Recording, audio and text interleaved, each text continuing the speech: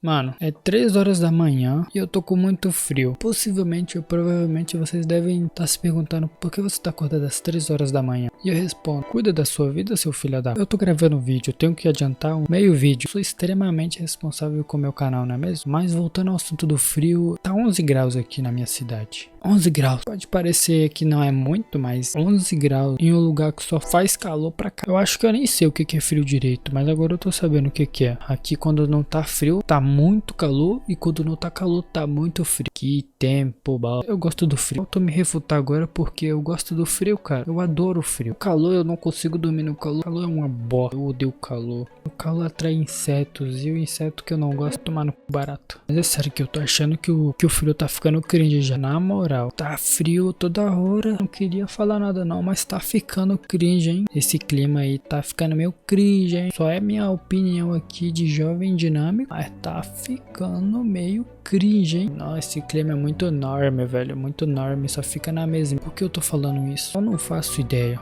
Eu só queria falar, como sempre. Só que dessa vez eu tô dando a minha opinião sobre o clima, né? Eu virei um canal de opinião, mano. Será que eu tô virando fiscal do clima? Virei fiscal do clima agora, é? Eu não sei, eu acho que eu tô com vontade de dormir. Se você estiver vendo esse vídeo é porque eu lancei ele. Se você não estiver vendo é porque você não tá vendo. Você deve ser deficiente visual. Mas longe de mim querer caçar de vocês. Tá, eu vou parar com esses papos torto. Mano, eu vou auto me cancelar aqui, velho. Olha, eu só tenho uma coisa a dizer. O clima, o frio, o planeta tá todo cringe enorme. Quarentena também tá ficando cringe. Eu sou cringe, né, mano? Quem fala cringe é cringe. É a lei agora. 3 horas da manhã. O maluco vem do meu chat. Só para esse vídeo não ficar nada a ver e sem sentido nenhum, eu vou dar um contexto aqui. Eu vou ver as notícias da temperatura. Campo de Sordã registra...